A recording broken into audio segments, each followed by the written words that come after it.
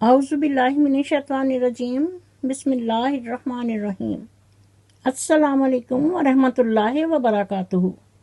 امید ہے کہ آپ سب خیریت سے ہوں گے۔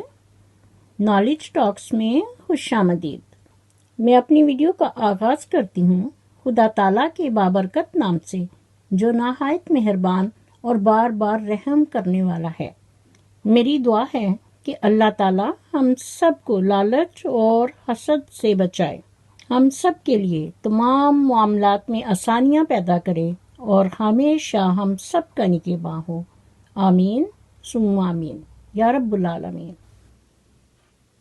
معزز ناظرین، آج میں اپنی اس ویڈیو میں منافقہ مچن چینل چورنی کی ہی بات کروں گی، جو بہت پریشان ہے اور کہتی ہے کہ یہ سب کیا ہو گیا۔ بی بی منافقہ مچن چور، چینل تو تم نے چوری کیا ہے، ساری دنیا کو پتہ ہے۔ یہ سب مشکلات تم لوگوں کی اپنی کریٹڈ ہیں، کیونکہ مشکلیں حل ہو جایا کرتی ہیں، راستے بھی نکل آتے ہیں۔ بس انسان کا ضمیر، اللہ تعالیٰ پر بھروسہ اور یقین، اگر یہ چیزیں مضبوط ہوں اور وہ سمجھتا ہے کہ اللہ تعالیٰ ہمیں دیکھ رہا ہے اور اللہ تعالیٰ اس کے ساتھ ہے، تو ساری مشکلیں حل کرے گا۔ کون؟ وہی رب کائنات، کیونکہ قرآن مجید میں ارشاد باری تعالیٰ ہے، ان اللہ علی کل شیء قدیر، جس کا ترجمہ ہے کہ یقیناً اللہ تعالیٰ ہر چیز پر قادر ہے۔ اور نبی پاک صلی اللہ علیہ وآلہ وسلم نے ارشاد فرمایا کہ ظالم کو ظلم سے روکو، اس لیے حق بات ہی کہنا صدقہ جاریہ ہے۔ معزز ناظرین، منافقہ مچن پریشان ہو کر یہ کہتی ہے کہ یہ سب کیا ہو گیا۔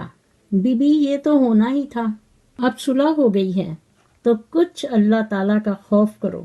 لیکن یہاں پر تو تمہاری تکلیف پہلے سے بھی زیادہ بڑھ گئی ہے، وہی پرانی تکلیف شروع ہو گئی ہے جو بابا جی کے وقت میں ہوئی تھی۔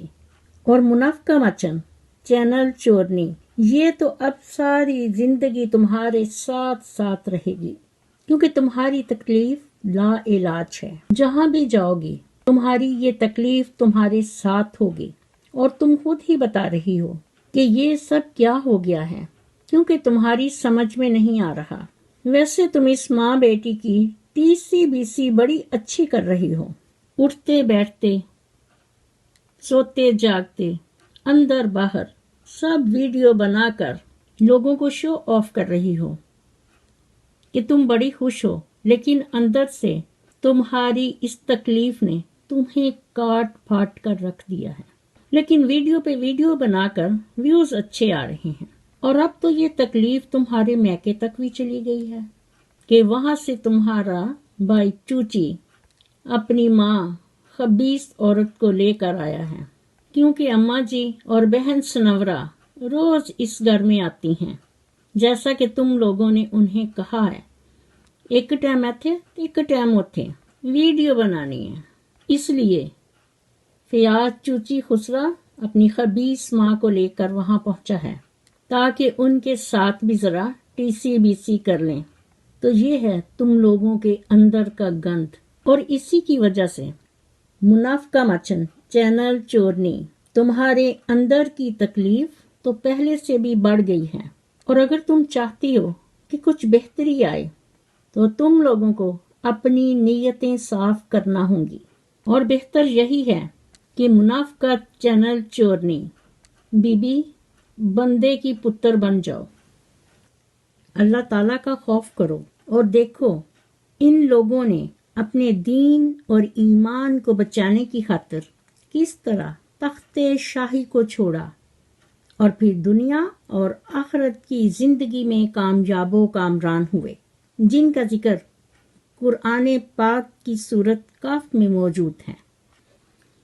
معزز ناظرین، اصحاب کاف یہ وہ لوگ ہیں جو 300 سال تک ایک غار کے اندر سوتے رہے اور پھر اللہ تعالیٰ کی قدرت سے زندہ ہو گئے۔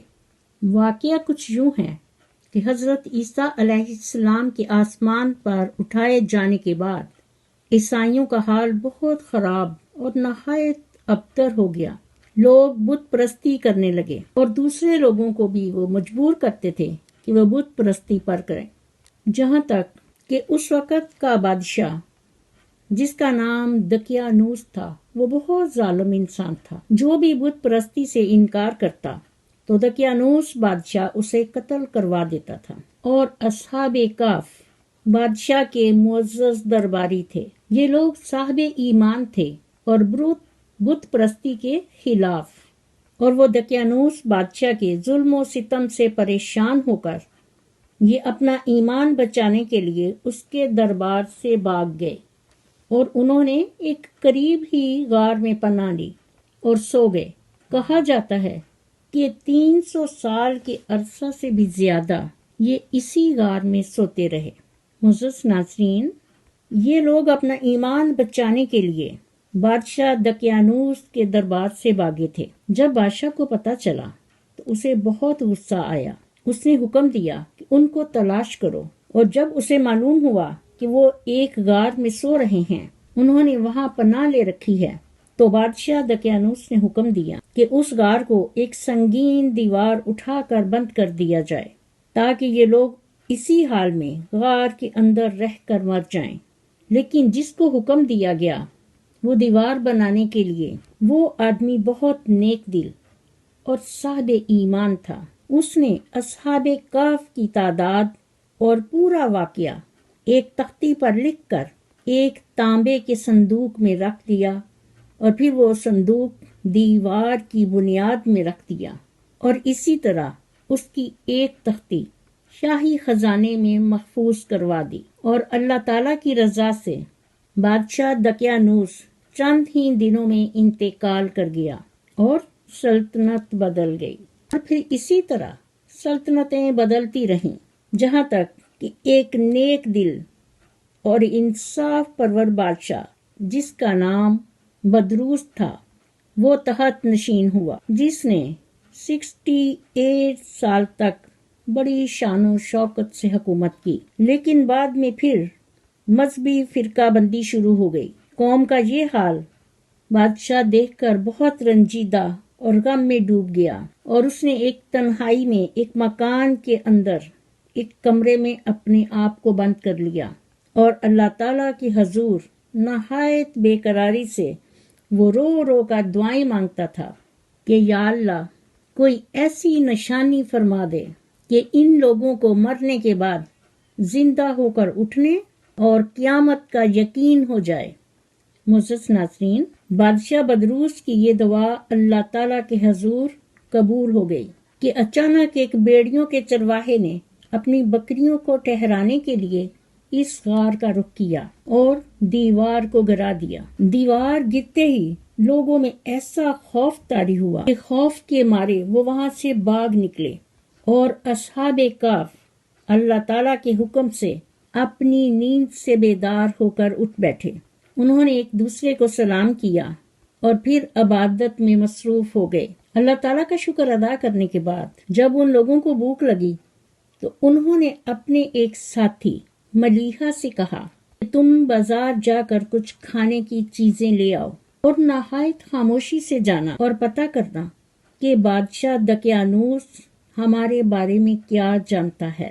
جب ملیحہ غار سے نکل کر بازار گیا تو یہ دیکھ کر حیران رہ گیا کہ ہر طرف اسلام کا چرچا ہے، اور لوگ اعلانیہ طور پر حضرت عیسیٰ علیہ السلام کا کلمہ پڑھ رہے ہیں۔ ملیحہ یہ سارا منظر دیکھ کر بہت حیران ہو گیا کہ یا الہی یہ کیا ماجرا ہے، اس شہر میں تو اسلام اور ایمان کا نام لینا بھی جرم تھا، اور یہ انقلاب کیسے آیا؟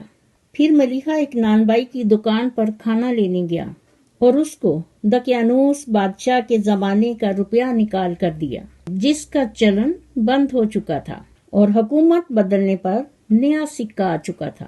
جب دکاندار نے وہ پرانا سکہ دیکھا تو اس کو شک ہوا کہ شاید اس آدمی کو کوئی خزانہ مل گیا ہے، چنانچہ اس آدمی نے انہیں حکام کے سپرد کر دیا۔ حکام نے ملیحہ سے پوچھ گچھ کی تو ملیحہ نے بتایا کہ اسے کوئی خزانہ نہیں ملا، یہ تو ہمارا روپیہ ہے جس پر حکام نے کہا ہم کس طرح یہ مان لیں کہ یہ روپیہ تمہارا ہے؟ یہ سکہ تو 300 سال پرانا ہے اور صدیاں گزر گئیں کہ یہ سکہ اس کا چلن بند ہو چکا ہے اور تم ابھی جوان ہو۔ یہ سن کر ملکہ نے کہا کہ آپ بتائیں کہ دقیانوس بادشاہ کا کیا حال ہے؟ جس پر حکام نے کہا کہ سینکڑوں برس گزر گئے ہیں، اس وقت ایک بادشاہ دقیانوس گزرا ہے جو کہ بت پرست تھا۔ ملیحہ نے کہا کہ ابھی کل ہی تو ہم لوگ اس کے خوف سے اپنا ایمان، دین اور اپنی جان بچا کر بھاگے اور ایک غار میں پناہ لی۔ ہمارے ساتھی اسی غار میں موجود ہیں، آپ میرے ساتھ آئیے، میں ان لوگوں سے آپ کو ملوا دیتا ہوں۔ جب وہ سب لوگ وہاں پہنچے تو اصحاب کہف ملیحہ کا انتظار کر رہے تھے، کیونکہ وہ ملیحہ کا انتظار کر رہے تھے کہ اتنی دیر ہو گئی ہے، کہیں وہ گرفتار تو نہیں ہو گیا۔ اور جیسے ہی یہ لوگ سب غار کے منہ پر پہنچے تو اصحاب کہف انہیں دیکھ کر ذکر الہی اور توبہ استغفار میں مشغول ہو گئے۔ حکام نے وہاں پہنچ کر تانبے کا صندوق دریافت کیا، اسے کھولا اور وہ تختی پڑی جس پر اصحاب کہف کے نام، ان کی تعداد، یہ سب کچھ لکھا تھا کہ یہ ایک مومنوں کی جماعت اپنے دین کی حفاظت کے لیے بادشاہ دقیانوس کے خوف سے ڈر کر اس غار میں پناہ گزیر ہوئے تھے۔ جب بادشاہ کو اس بات کا علم ہوا تو بادشاہ نے غار کے منہ پر دیوار بنوا کر ان سب کو غار میں بند کر دیا تاکہ یہ غار ان سب کے لیے ان کی قبر بن جائے۔ اس لیے ہم یہ حال لکھ رہے ہیں کہ جب کبھی بھی یہ غار کھلے تو سب لوگ اصحاب کہف اس مومنوں کی جماعت کا حال جان سکیں۔ معزز ناظرین، حکام تختی کی یہ عبارت پڑھ کر بہت حیران ہوئے۔ انہوں نے اپنے وقت کے بادشاہ بدروس کو سارے واقعہ سے آگاہ کیا، جس پر بادشاہ بدروس فوراً اپنی افواج اور امراء کے ساتھ وہاں پہنچا تو اصحاب کہف نے غار سے نکل کر بادشاہ سے ملاقات کی اور سارے واقعہ کو سنایا۔ بادشاہ بدروس اسی وقت اللہ تعالیٰ کے حضور سجدہ ریز ہو گیا اور اللہ تعالیٰ کا شکر ادا کرنے لگا کہ میری دعا اللہ تعالیٰ کے حضور میں پوری ہو گئی، کہ اللہ تعالیٰ نے اپنے خاص فضل و کرم سے ایسی نشانی ظاہر فرمائی کہ موت کے بعد زندہ ہو کر اٹھنے پر ہر آدمی کو قیامت پر یقین ہو گیا، جس پر اصحاب کہف بادشاہ بدروس کو دعائیں دینے لگے کہ اللہ تعالیٰ تیری بادشاہت کی حفاظت فرمائے، اور کہنے لگے کہ اب ہم تمہیں اللہ تعالیٰ کے سپرد کرتے ہیں۔ پھر انہوں نے سلام کیا اور دوبارہ اس غار کے اندر چلے گئے اور سو گئے کہ اسی حالت میں اللہ تعالیٰ نے ان لوگوں کو وفات دے دی۔ انا للہ و انا الیہ راجعون۔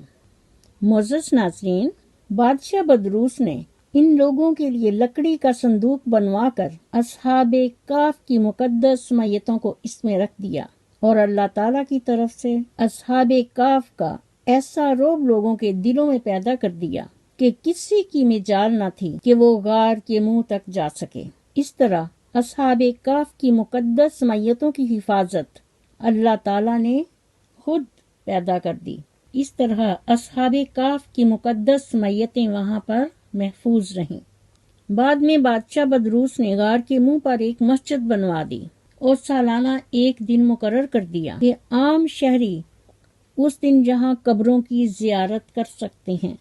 معزز ناظرین، تو یہ تھا اصحاب کہف کا سچا واقعہ، جس کا ذکر قرآن مجید کی سورت کہف میں ہے کہ کس طرح انہوں نے اپنے دین اور ایمان کو مقدم رکھا۔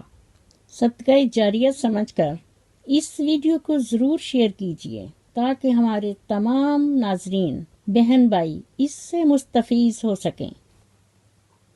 میری دعا ہے کہ اللہ تعالیٰ ہم سب کو نبی پاک صلی اللہ علیہ وآلہ وسلم کی سنت اور حدیث کے مطابق زندگی بسر کرنے کی توفیق دے، آمین ثم آمین۔ اسی کے ساتھ میں اپنی ویڈیو کا اختتام کرتی ہوں۔ میرا خلوص اور نیک تمنائیں ہمیشہ آپ کے ساتھ ہوں۔ مزید نالج ٹاکس کی ویڈیو دیکھنے کے لیے میرے چینل کو سبسکرائب کر کے ساتھ ہی بیل آئیکن کے بٹن کو ضرور پریس کیجیے تاکہ میری آنے والی ویڈیو کا نوٹیفیکیشن آپ کو سب سے پہلے ملے، اور کومنٹ باکس میں اپنا فیڈ بیک ضرور دیجیے۔ شکریہ۔ مجھے بھی اپنی دعاؤں میں یاد رکھیں۔ اللہ حافظ۔ پاکستان زندہ باد۔